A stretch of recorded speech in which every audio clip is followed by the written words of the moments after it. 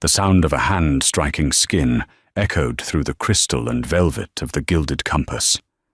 It wasn't the loudest sound of the night. The clatter of a dropped fork would have been louder, but the silence that followed was deafening. Every conversation, every clinking glass, every hushed whisper of the city's elite stopped. All eyes turned to Table 7, to the towering billionaire, Gregory Alden, and to the shy, trembling waitress, Anna, who now held a blazing red handprint on her cheek. He had called her a thief, but in a moment she would make a call that would turn his entire world to ice. The Gilded Compass was not a restaurant. It was a statement. Perched on the 60th floor of the Titan Tower, it was a terrarium for the city's wealthiest, a place where fortunes were discussed over $500 steaks and 8,000-odd bottles of wine. The staff were trained to be invisible, to anticipate needs without being seen, to be ghosts in tailored black uniforms. And Anna was the best ghost they had. At 24, Anna was a study in quiet efficiency. Her mousy brown hair was pulled back in a severe, mandated bun, and her uniform, while clean, seemed to hang on her slightly, as if she were trying to take up less space in the world. She was the shy waitress the other staff sometimes protected, sometimes pitied. She never spoke above a soft murmur. Her eyes were almost always cast downward, and she possessed a preternatural ability to be forgotten the moment she turned away from a table. What they didn't know was that Anna's shyness was a shield. Her quietness was not emptiness. It was observation. She saw everything. She saw Mr. Henderson at table 3, who was quietly dining with his mistress for the 3rd time this month, while his wife's charity gala played on the lounge TV. She saw Miss Cartwright at the bar, discreetly slipping her platinum card to the bartender, paying for the chance encounter she was about to have with a young actor. And tonight, she saw Mr. Gregory Alden at table 7. He hadn't so much as arrived as conquered the table. Gregory Alden was a man built from sharp angles and loud, aggressive success. A tech billionaire who had clawed his way to the top. He believed the world was divided into predators and prey, and he had no intention of being the latter. He was tall, with a harsh, handsome face, and wore an outrageously expensive watch, a titanium skeletonized custom piece that he seemed to check every 30 seconds, as if daring time itself to be late. His date, a stunning woman named Laura, looked less like a companion and more like an accessory he'd chosen to match his watch. "Is this the best you can do?" Gregory had snapped at the host, gesturing to the table, which had one of the best views in the city. I wanted the corner. "My apologies, Mr. Alden. That table was reserved 2 months ago." "By whom? Someone more important than me?" "Unlikely." Anna had watched from the service station, her stomach tightening. She was assigned his section. This was going to be a long night. For the first hour, it was a barrage of low-grade tyranny. "This water is tepid," he complained, after taking a large gulp of the ice water Anna had just poured. "Are you chilling it with your body heat? Get me bottled. Evian, from a new bottle where I can see you open it." Anna murmured, "Yes, sir," and retrieved it. "This bread," he said, poking a $30 artisan sourdough loaf, "is cold. Is the chef on vacation? Take it back and tell him to find a new profession." "Right away, sir." Laura, his date, simply smiled, a placid, doll-like expression, as if she were immune to his behavior, or perhaps paid to be. Anna moved through the section with her usual silent grace, refilling his water before it was half empty, clearing plates with the brush of a feather. She was trying to de-escalate, to be so perfect, so invisible, that he would have nothing left to criticize. But men like Gregory Alden don't look for perfection. They look for a target. "The girl," he said loudly to Laura, gesturing with his fork while Anna was just 5 feet away, clearing a neighboring table. What's the word? Slow. You'd think for what they charge here, they could hire staff with a personality, or at least a pulse. Laura giggled, a high, tinkling sound. Greg, be nice. She's just a waitress. That's the point. She's a servant. She's here to serve. And she can't even get that right. Anna's back was to him, but she felt the words like tiny, sharp needles. She took a steadying breath, reminding herself of why she was here. This job, this minimum wage, high-stress, deeply humiliating job, was a promise. It was her own personal test. "You want to understand the people, Anna?" her father had asked, his voice laced with concern. "You won't find them on the 60th floor." "I want to understand the business, Dad," she had argued, from the floor up. No trust fund, no special treatment. Just me. He had reluctantly agreed. So here she was, Anna Bishop, sole heiress to the Bishop Consolidated Empire, a web of 5-star hotels, international banks, and the very building Gregory Alden was currently sitting in, scrubbing wine stains and biting her tongue for $7.24 an hour plus tips. She returned to table 7. "Is everything to your liking with the main course, sir?" Gregory was busy on his phone, a custom-made, impossibly thin device with a brushed platinum casing. It was an Alden Tech prototype, his new world beater he'd been bragging about on social media for weeks. It was, he claimed, worth more than her entire life. He didn't look up. "It's food. Barely."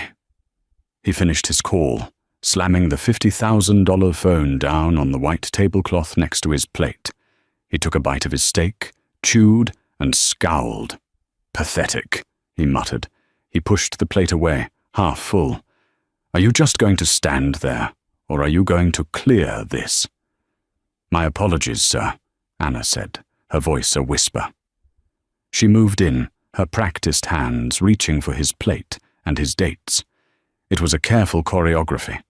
Left hand for the plates, right hand to gather the heavy silver cutlery, all while keeping her head bowed and her presence minimal.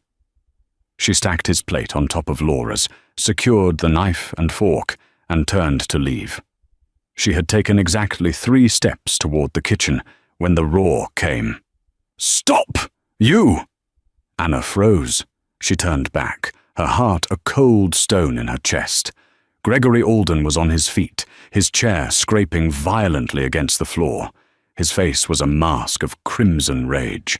His date, Laura, had her hands over her mouth, her eyes wide. "My phone!" Gregory spat, his voice dangerously low, yet carrying across the now quieting restaurant. "Sir?" Anna asked, confused. "My phone. My prototype." He pointed at the empty spot on the tablecloth where the platinum device had been. "It's gone. And you.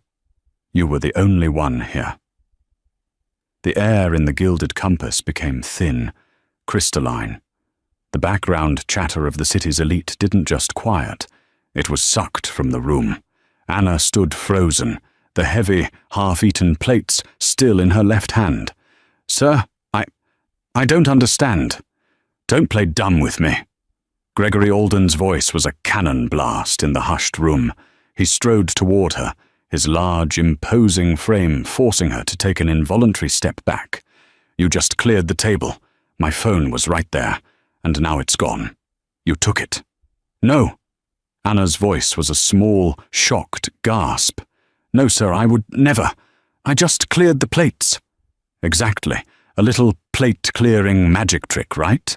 You palm the phone, slide it under a plate, and walk off.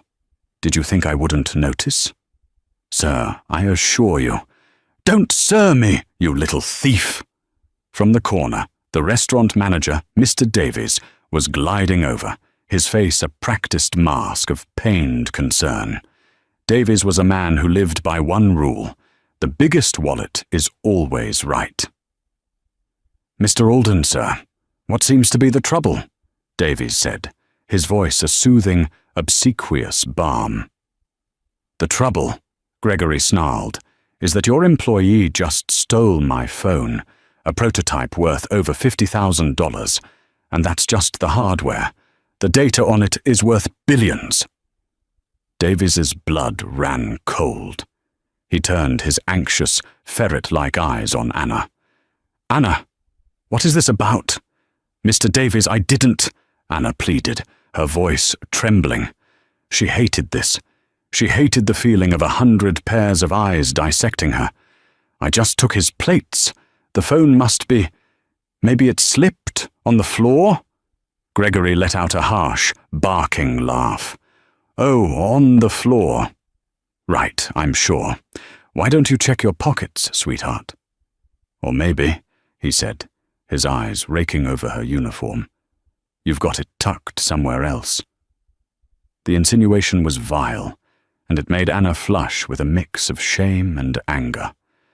"I did not take your phone." "Mr. Alden, please," Davies interjected, wringing his hands. "I'm sure this is just a misunderstanding. Anna, why don't you just turn out your apron pockets? Just to, clear the air." Anna looked at her manager, her supposed protector, and saw nothing but a man desperate to appease the barking wolf. This wasn't about finding a phone. It was about a sacrifice. And she was the goat being tied to the post. "Mr. Davies, Do it," Gregory commanded. "Empty your pockets. Or do I have to call the police and have them strip-search you? Because I will ruin you." The threat hung in the air, heavy and toxic. Anna looked around. The diners were not on her side. They were watching a show. Some looked faintly disgusted, but most just looked entertained. This was drama. This was something to talk about later. With a shaking hand, Anna put the heavy plates down on a nearby service tray. Her apron pockets contained a crump-coated lighter, 2 pens, her order notepad, and $34 in tips she'd been stiffed on by an earlier table. She pulled the white fabric of the pockets inside out. "See?" she said, her voice barely audible. "Nothing." Gregory sneered. "Smart. You already passed it off, didn't you? Slipped it to one of your kitchen buddies? Or maybe you just ditched it in the bus pan." He was advancing on her again. Davies was uselessly flapping his hands. "Sir, the young lady has shown—" "The young lady is a liar," Gregory roared. He was just inches from her now. The smell of his expensive, peppery cologne was overwhelming. "I know you're kind. You see people like me, you see what we have, and you get jealous. You think you're entitled to it. You think you can just take it." "I am not a thief," Anna said, and she was shocked to hear the strength in her own voice. It was still quiet, but the tremble was gone. It was replaced by a cold, hard ember of defiance. She met his eyes. It was the worst thing she could have done. Gregory Alden was not a man who was ever told no. He was not a man who was ever looked in the eye by a shy waitress and contradicted. His world was built on the foundation of his own infallibility. Her defiance, her quiet, sudden lack of fear, broke something in his brain. It was a glitch in his reality. He saw her not as a person, but as an error that needed to be corrected. "What did you say to me?" he whispered, his face darkening. "I said," Anna repeated, her chin lifting, "I am not a thief." "Mr. Alden, sir, please, let's all just calm down," Davies pleaded, reaching a tentative hand for Gregory's arm. Gregory swatted the hand away like it was a gnat. "Don't you dare talk back to me. You are nothing." He didn't even see it coming. It was a reflex, a primal, spoiled brat reaction to being denied. His hand moved in a blur. Crack! The sound of his open palm connecting with her cheek was sickening. Anna stumbled back, crashing into the service tray. The plates from table 7, the half-eaten $500 steak, and the heavy ceramic all went crashing to the floor. shattering in a mess of porcelain and demi-glace. The restaurant, the city, the world stopped. Anna's hand flew to her cheek. It was stinging, a throbbing, fiery pain that was already bringing tears to her eyes. But the pain in her cheek was nothing compared to the white-hot humiliation that burned in her chest. He had hit her, in front of everyone. Gregory Alden stood there, his hand still slightly raised, his chest heaving. He looked surprised, not with regret, but with the sheer audacity of what he'd just done. He'd crossed a line, and now he had to justify it.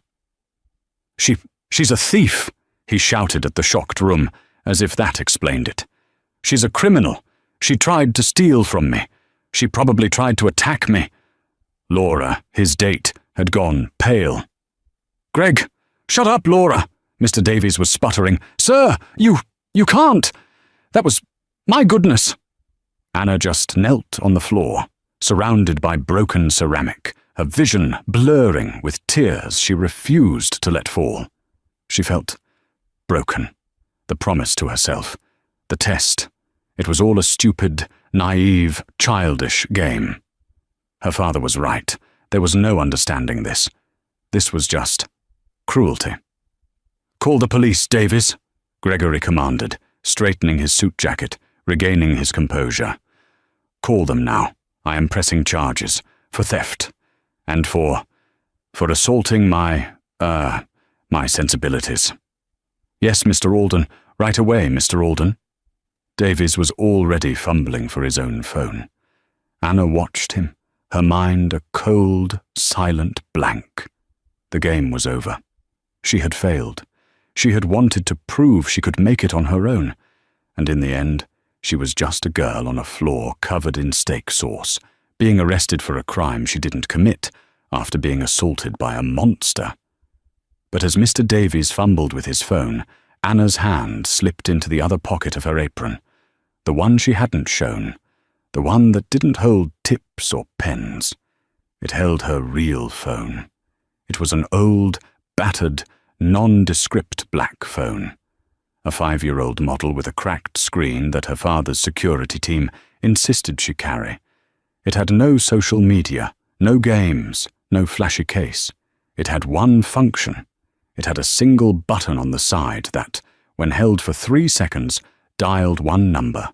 A number that wasn't listed in any phone book on Earth.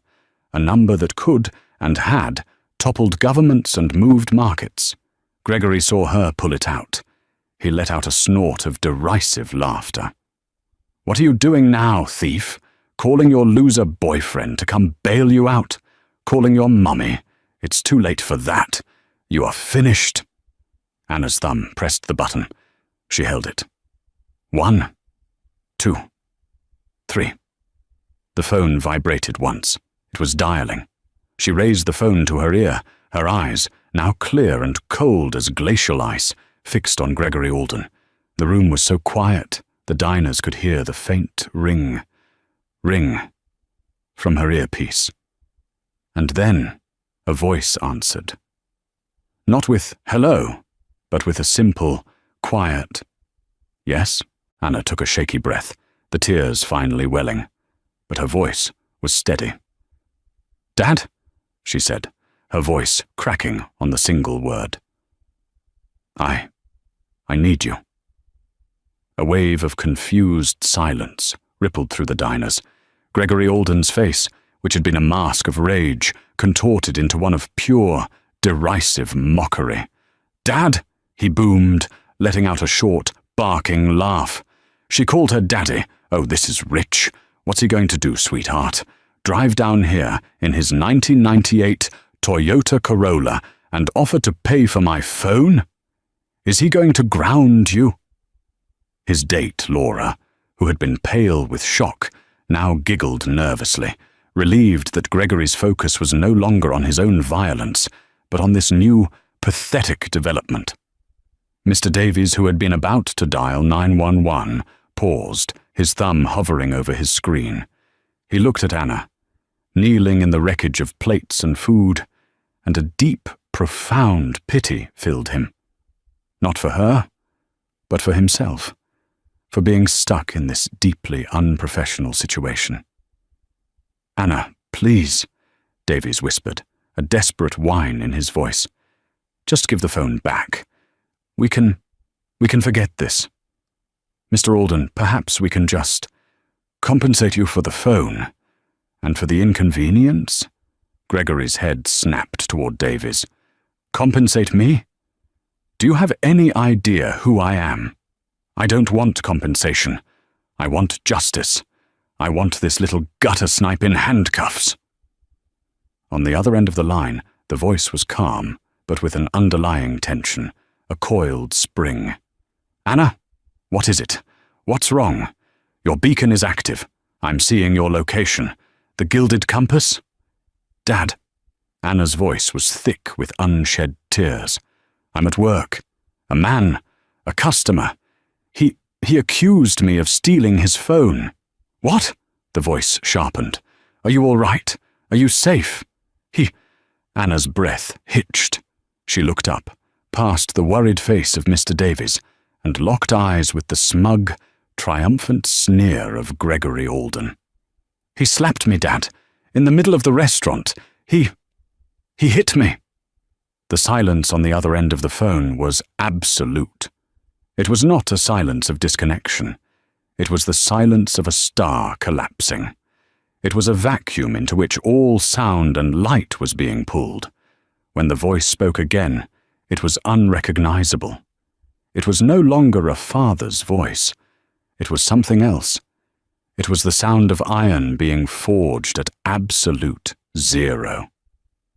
"Anna, what is his name?" Gregory was still laughing, posturing for the room. "Is Daddy on his way? I hope he brings his checkbook. This is going to cost him."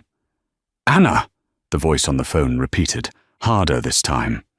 "The name of the man who hit you." His name is Gregory Alden," Anna whispered. "Gregory Alden," the voice repeated. It was not a question. It was a statement, a fact being entered into a ledger. "I see. Put him on the phone." "What?" Anna's eyes went wide. "Put the man who hit you on the phone. Now." Anna's hand was shaking so badly she could barely hold the cracked device. She slowly, painfully, got to her feet. Ignoring the shards of porcelain grinding under her sensible work shoes, she walked toward Gregory Alden, her hand outstretched, offering the phone.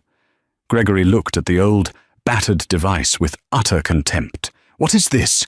You want me to talk to him? You want him to beg for you?" He wants to speak to you," Anna said, her voice small. A new wave of amusement rolled through Gregory. This was the pinnacle of his night. He would now, in front of everyone, get to tell this girl's father just what a pathetic, thieving disappointment his daughter was. He snatched the phone from her hand. "Hello?" He barked into the receiver, a cruel smirk on his face. "Yes, this is Gregory Alden. You're speaking to the man whose $50,000 phone your daughter just stole. And yes, I slapped her. She's lucky I didn't break her jaw. Now, whatever pathetic offer you're about to make, save it. I'm having her arrested." He paused, expecting to hear a man crying, begging or yelling. He heard nothing for 3 full seconds. Then, the voice came through the earpiece. It was quiet. It was clear. And it was a voice that Gregory Alden had heard before. It was a voice he'd heard in boardrooms.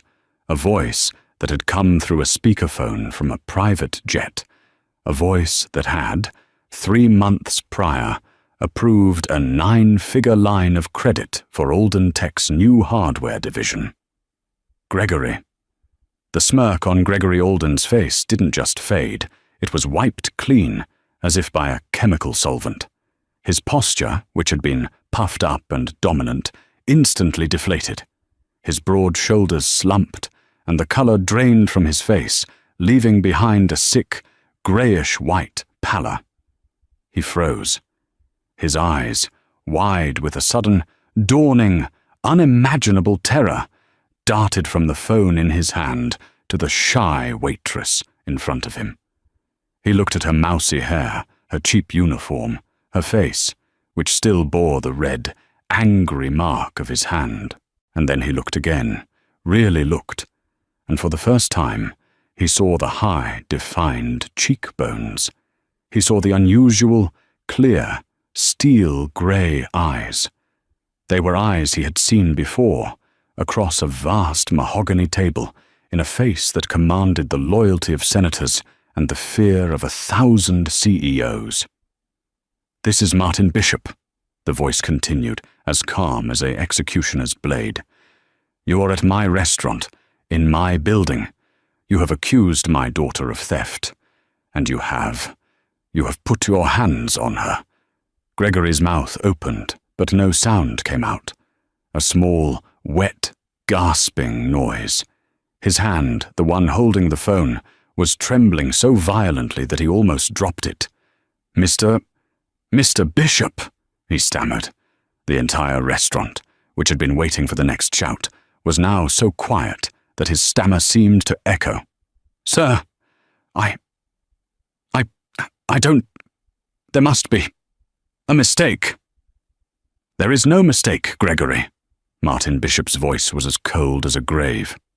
"You have just made the single greatest error of your short, brutish life. I am 5 minutes away. Do not move." The line clicked dead. Gregory Alden stood there, the phone still held to his ear, his arm locked in place. He was a statue, a monument to his own spectacular ruin. The bravado, the rage, the entitlement, it all evaporated, leaving behind a hollow, terrified shell. "Greg?" His date, Laura, whispered, her voice laced with a new fear. She had never seen him look like this. "Greg, what is it? Who was that?" Gregory didn't answer.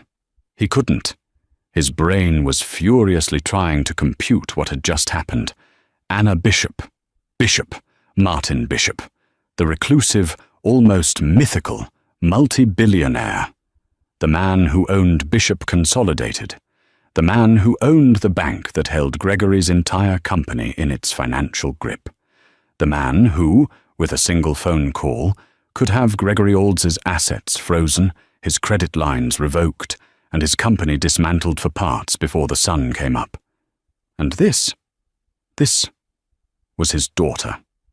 This waitress, this thief, was Anna Bishop. Gregory's gaze fell to the floor, to the mess of food and broken plates, and there, half hidden under a shard of ceramic, glinting in the low light, was his platinum phone. It must have been vibrated by his last call and slipped between the seat cushion and the banquette, falling to the floor when he stood up. He hadn't lost it. It had never been stolen. He had just slapped the daughter of the most powerful man in the city. For nothing. The entire room was watching him. They had seen his rage. They had seen his violence. And now they were seeing his terror. The atmosphere had shifted. The show was not over. It had just reached its climax. Gregory's knees felt weak. He slowly lowered the phone from his ear and held it out to Anna, his hand shaking uncontrollably. Miss Bishop," he whispered. The name felt like acid on his tongue. It's right there. The phone. It was here all along. A misunderstanding. A terrible, terrible misunderstanding." Anna looked at the phone in his trembling hand. She looked at the pathetic, cowering man who, just moments before, had been a roaring titan. She didn't take the phone. Instead, she turned to Mr. Davies. The manager was frozen in a posture of exquisite, agonizing conflict. His loyalty, which had been so simple to determine, always side with the money, was now hopelessly fractured. He had just sided against the money. He had sided against the owner. He had threatened to call the police on the daughter of the man who signed his and his boss's and his boss's paychecks. "Mr. Davies," Anna said, and her voice was no longer the mousy, shy whisper he was used to. It was clear, it was cold, and it held the unmistakable ancestral ring of command. Miss Bishop," Davies squeaked, his face slick with a sudden cold sweat. I had no idea. My apologies. If I had known, You were going to have me arrested," Anna stated. It was not a question. "No, yes, I was just... Mr. Alden is a very valued customer, and he was so insistent. I was just trying to de-escalate." "De-escalate," Anna repeated, the word tasting strange. "By letting him call me a thief? By demanding I empty my pockets in front of the entire restaurant? By standing there and doing nothing when he hit me?" Each word was a small, sharp blade, and Davies visibly flinched at each one. Please, Miss Bishop, I have a family. Find his phone, Mr. Davies," Anna said, cutting off his pathetic babbling. "But he found it. It's right there." "No," Anna said, pointing to the mess on the floor. "The one he found, under the table. Get it." Humiliation washed over Davies's face, but he knew he had no choice. It was either this or unemployment. Immediately, he dropped to his hands and knees, scrambling in the puddle of demi-glace and shards of porcelain. He grunted as he reached under the table, his pristine black suit jacket dragging through the mess. He emerged, holding the platinum prototype between two fingers, as if it were a dirty diaper. He held it up to Gregory. "Here, sir. Mr. Alden. Your phone?" Gregory Alden didn't even look at it. His eyes were fixed on the restaurant's main entrance, his face a mask of primal fear. He was watching the elevator doors, waiting for the executioner to arrive. And then, the doors opened. The Gilded Compass did not have bouncers. It had a reception team. But the two men who stepped out of the elevator first were not on the restaurant's payroll. They were built of solid granite, dressed in dark, impeccably tailored suits with earpieces that were not for show. They scanned the room in a single professional sweep, their eyes lingering for a half-second on Gregory Alden, cataloguing him, before they fanned out, one moving to block the service entrance, the other standing by the elevator. Then Martin Bishop walked in. He was not a physically imposing man. Unlike Gregory, he didn't need to be. Where Gregory was a loud, garish explosion of new money and brutalist architecture, Martin Bishop was quiet, old-world power. He was in his late 50s, with a shock of silver hair and the steel-grey eyes he had passed on to his daughter. He wore a simple, dark cashmere sweater and trousers, as if he had just come from his library. He didn't shout, he didn't run. He walked. He walked past the reception desk, past the gawking diners, past the terrified Mr. Davies, and he did not stop until he was standing directly in front of his daughter. He ignored everyone else. He ignored the billionaire, the broken plates, the entire silent audience. He reached out a gentle hand and lightly, almost imperceptibly, touched the red, swelling mark on Anna's cheek. His eyes closed for a single, pained second. "Anna," he said, his voice quiet for her ears only, "are you all right?" And with that one simple question, the dam broke. The adrenaline, the shock, the humiliation, the rage, it all came crashing down. The tears she had refused to shed in front of her attacker now flowed freely. She wasn't just crying for the slap. She was crying for the insults, for the humiliation of the job, for the failure of her experiment, and for the overwhelming, terrible relief of knowing her father was there.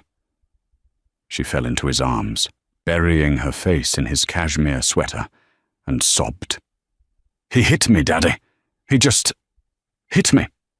Martin Bishop held her, his hand rubbing her back, his eyes still closed. He was rocking her gently, murmuring, "It's all right, Annabine. I'm here. It's over. I'm here." For a full 30 seconds, the only sound in the 60th floor restaurant was the quiet, muffled sobbing of the heiress to the Bishop Consolidated Empire. Gregory Alden watched this, and a single, desperate, pathetic sliver of hope entered his heart. It's a father-daughter moment, he thought. He's a father. He'll be merciful. He just wants his daughter. Maybe I can apologize. Pay. Make this go away. Finally, Anna's sobs subsided. Martin Bishop gave her a final squeeze, kissed the top of her head, and then, very gently, set her behind him. He had placed his body between his daughter and her attacker. Only then did he turn. He looked at Gregory Alden. The room held its breath. They were expecting a confrontation, yelling, threats, a clash of titans. But Martin Bishop just looked at him with a kind of weary, profound disappointment. "Gregory," he said, his voice calm, "you were a guest in my building. You were a business partner I had, provisionally, trusted. You drank my wine, you ate my food, and you put your hands on my child. Martin, Mr. Bishop, sir," Gregory stammered, his hands raised in a gesture of surrender. I cannot tell you how sorry I am. I didn't know. I swear to God, I had no idea she was your daughter. I thought she stole my phone. It was a mistake, an honest, a terrible, but honest mistake." Martin Bishop's gaze flickered to Laura, Gregory's date, who looked like she wanted the floor to swallow her. "And you? Did you also think she was a thief?" Laura looked at Martin Bishop, then at Gregory, and she made a very quick, very cold calculation. He's insane," she said, her voice shaking but clear. "He's been drinking. He just went crazy. This girl, she didn't do anything. He just attacked her." She snatched her purse from the table. "I'm not with him. I'm leaving." And she darted for the elevator, a rat deserting a ship that was not just sinking, but already at the bottom of the ocean. Gregory looked at her retreating back, betrayal and panic warring on his face. "Laura! Wait! She's lying!" "It doesn't matter," Martin Bishop said, his voice cutting through Gregory's panic. "The question, Gregory, is not what you thought. The question is why you thought it. Because she was a waitress? Because she was invisible? Because you believed you had the right? No, I was stressed, the prototype. It's my whole quarter." "It was on the floor," Martin said, gesturing to the phone still clutched in Davies's hand. "You didn't even bother to look. You found a target, the weakest person in the room, the one you thought had no one to call, the one you thought you could crush, and no one would care." Martin took a step closer. Gregory, a man a head taller and 100 pounds heavier, flinched and took a step back. "And you," Martin said, his voice dropping to a terrifying whisper, "you hit her." I... Gregory was finished. He had no words. He was a cornered animal. Martin turned his gaze to Mr. Davies, who was still kneeling, clutching the phone. "You!" "Sir," Davies yelped. "You are the manager here?" "Yes, sir. Michael Davies, My Deep, you're fired." It was said so quietly, so conversationally, that Davies almost didn't register it. "Sir." "You are fired," Martin repeated, a little louder. "You allowed a guest, any guest, to be physically assaulted in your restaurant. Not only did you fail to protect your staff, you sided with the attacker. You threatened my daughter. You have failed at the most basic, fundamental level of your job. The men at the door will take your keys and escort you from the premises. Do not bother cleaning out your office. We will have its contents incinerated." Davies's face crumpled. It was done. His career, his life, over. He just knelt there, unmoving, the phone slipping from his fingers. Then Martin Bishop turned back to Gregory Alden. His face was unreadable. "Please," Gregory whispered. He was openly weeping now. Tears of terror and self-pity streamed down his face. "Please, Martin, Mr. Bishop, don't ruin me. I have a company, hundreds of employees. Please, I'll pay, anything, whatever you want. I'll donate to her favorite charity. I'll buy her a car, a building." Martin Bishop let the pathetic groveling hang in the air for a long, painful moment. "You don't get it, do you, Gregory?" Martin said, a note of genuine surprise in his voice. "You still think this is about money? You think you can buy your way out of this?" He snapped his fingers. The two large security men, who had been stone-faced and silent, were suddenly at Gregory's elbows. "Mr. Alden, I'm not going to ruin you," Martin said. A massive, shuddering sigh of relief escaped Gregory's chest. Thank you, sir. God, thank you." "You," Martin said, his voice flat, "are going to ruin yourself. You see, Gregory, you assaulted a woman. That is a crime, and unlike you, I believe in justice." He looked at his head of security. "Call the police, the real police, not Mr. Davies's 911 call. Get the commissioner on his private line. Tell him I am at the Gilded Compass and am a witness to an aggravated assault. Tell him I want his best detectives, and I want them here, now." The blood in Gregory's face, which had been gone, somehow managed to drain even further. "Police? Arrest? You can't. We can handle this. It's a civil matter. I'll write a check." "Take him to the private lounge," Martin ordered his men. "Do not let him leave. Do not let him make a phone call. His phone," he gestured to the prototype on the floor, "stays here. He is to wait for the detectives." "No," Gregory roared, and the beast was back. It was the last, desperate roar of a trapped animal. He tried to pull his arms free from the security guards who had taken hold of him. "You can't do this to me. Do you know who I am? I am Gregory Alden. I'll sue you. I'll sue this whole—" The two guards, with practiced, almost bored efficiency, lifted him slightly, taking his feet off the ground, and began to carry-walk him toward the back of the restaurant. His shouts of, "You can't do this!" and "I'll kill you all!" echoed, then were cut off as the door to the lounge slammed shut. The Gilded Compass was silent once more. The silence that descended on the restaurant was different from the one that had followed the slap. The first had been a shocked, horrified silence. This was a stunned, reverent one. The diners, who had been a captive audience, now seemed to realize they were breathing borrowed air. They were in the presence of a power so vast and quiet, it made Gregory Alden's loud, boorish wealth look like a child's tantrum.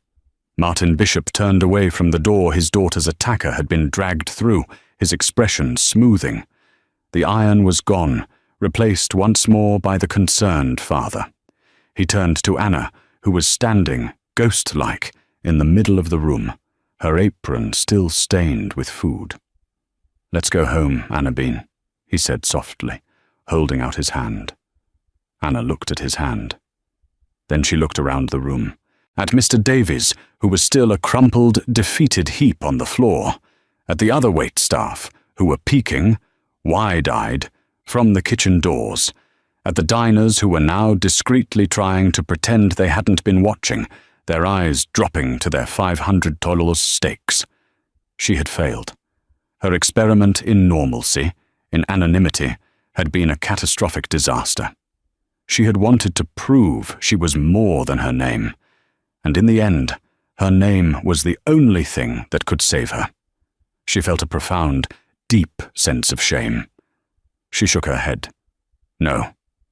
Martin's brow furrowed. No? Anna, you're in shock. Let's get you home. Dr. Evans can meet us there. No, Dad. She stepped away from him, her own 2 feet finding their purchase on the floor. The tremble was gone. I'm not going home. She walked over to the cowering Mr. Davies. She looked down at him, not with contempt, but with a cold, clear pity. Get up, Mr. Davies. Davies looked up, his eyes red-rimmed. Miss Bishop, he fired me. He did, Anna agreed, but I'm hiring you back. Martin Bishop's head snapped up. Anna, what are you doing? This man is a sycophantic coward. He let you get hurt. I know, Anna said, her eyes never leaving Davies. That's why he's perfect. Davies scrambled to his feet, confusion and a desperate, wild hope on his face. Perfect. Miss. I am not my father, Mr. Davies, Anna said, her voice carrying in the silent room. He would fire you for your weakness. I'm going to use it. You have a choice. You can leave here, disgraced, blacklisted from every fine dining establishment in the city. Or you can stay. You can stay and you can work for me. Work for you? Yes, me. Anna turned to her father. Dad, you gave me this job. You pulled the strings to get me hired as a waitress here, at the lowest level, so I could learn the business. You let me do my experiment. And I hated it. I hated every single second of it. I hated the invisibility. I hated the humiliation. And I hated the people. She looked out at the room of diners who were now openly staring. But you were wrong about one thing, she said, turning back to Martin.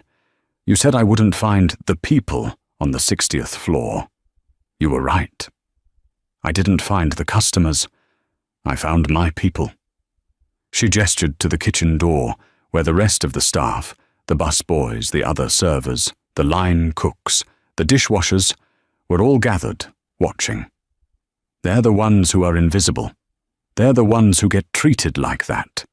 She pointed to the spot where Gregory had stood, every single night, by men half as rich and twice as cruel.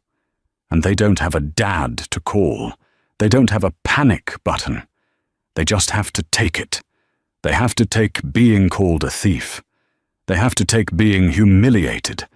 And sometimes they have to take a lot worse, all for a 10% tip on an 8,000 bottle of wine. She turned back to her father, and her eyes were shining, not with tears of pain, but with a new, terrifying clarity. I'm not going home, I'm staying, and I'm not going to be a waitress. Martin Bishop watched his daughter. He was not seeing the shy, mousy girl he'd worried about. He was seeing the woman she had just become. He was seeing his mother, a woman who had built a catering company from nothing into an empire. Then what are you going to be, Anna? He asked, a slow smile spreading across his face. I, Anna said, am going to be your new Senior Vice President of Hospitality Operations. And my first act, she said, her voice ringing with authority, is to buy this restaurant.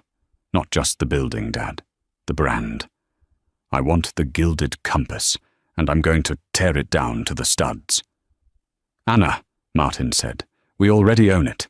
It's just a subsidiary. Anna blinked. Oh, well, good.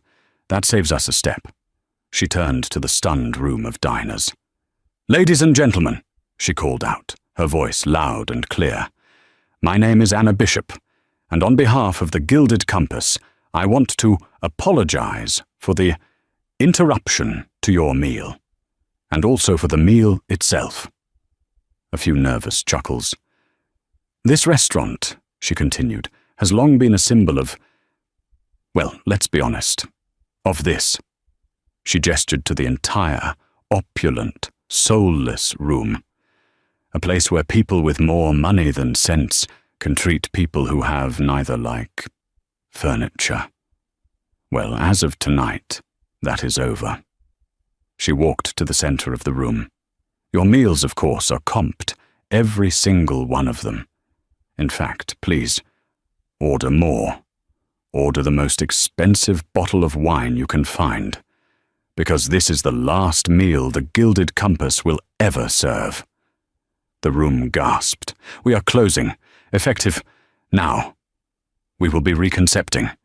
And when we reopen, we will not be a restaurant for the Gregory Aldens of the world.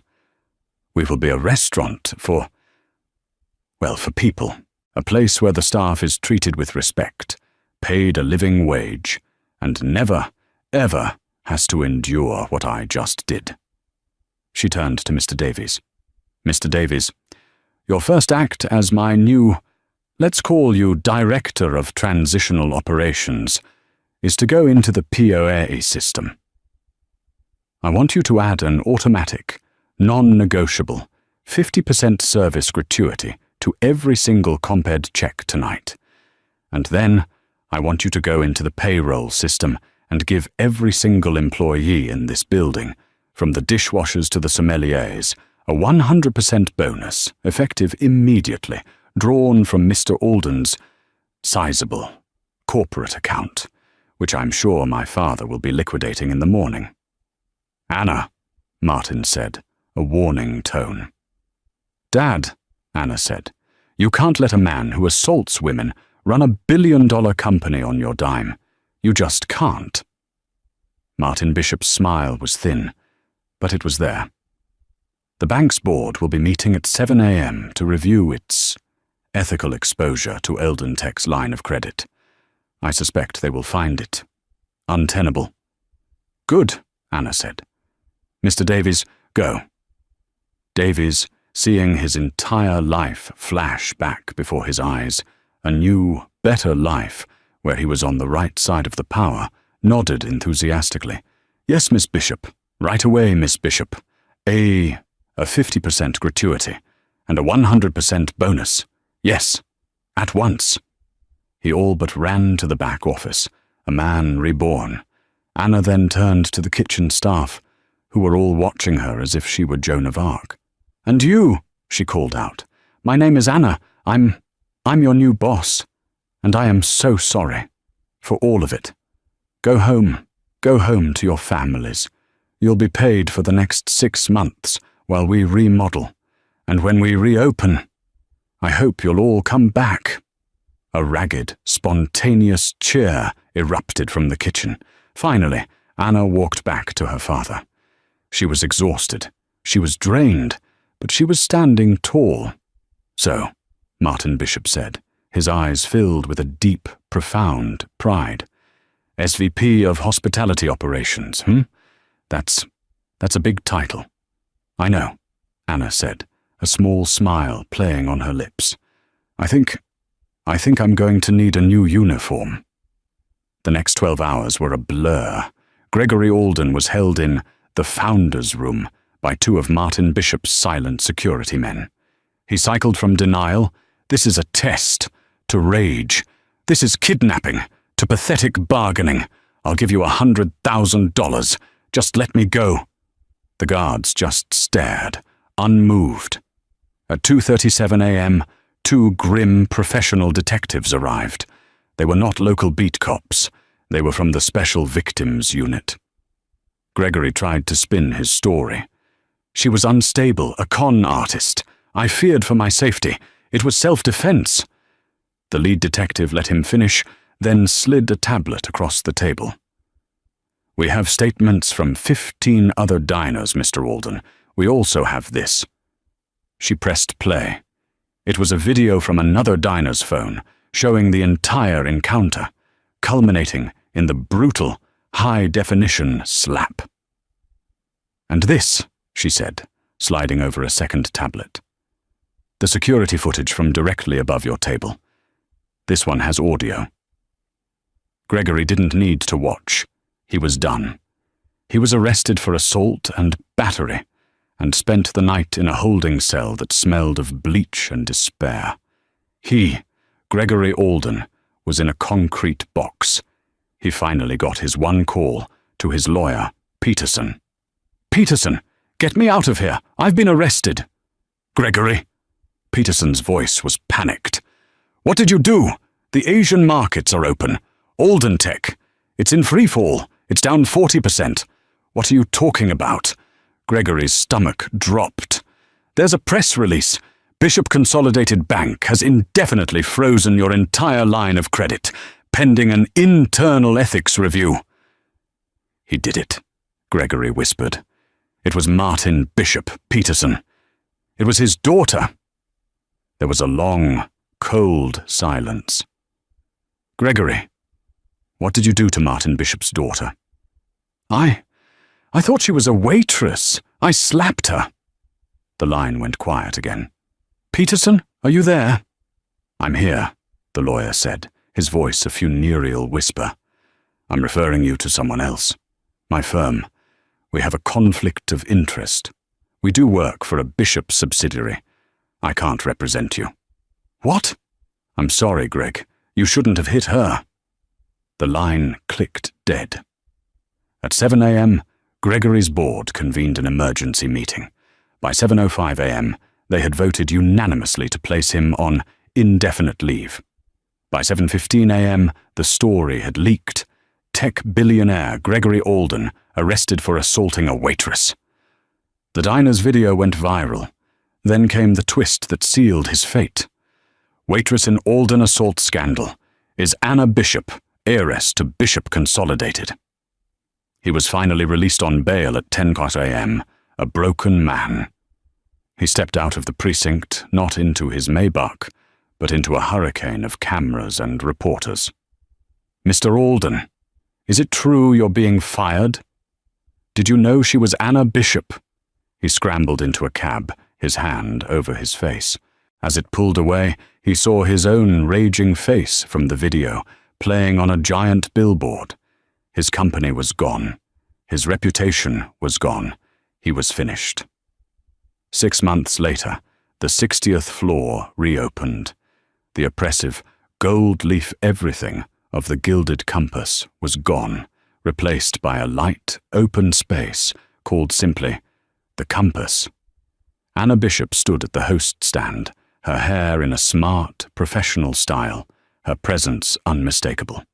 She was no longer a ghost. She was the one in charge. The new restaurant was a revolution. It was a non-profit where reservations couldn't be bought. They were earned by community heroes, teachers and artists. All profits were funneled directly into an employee ownership fund, making every staff member a partner. By the door, a framed plaque detailed the new Code of Conduct, ending with a clear, simple rule. Treat the staff with disrespect, and you will be asked to leave. No second chances. Looking across the room, Anna thought of Gregory Alden's upcoming trial.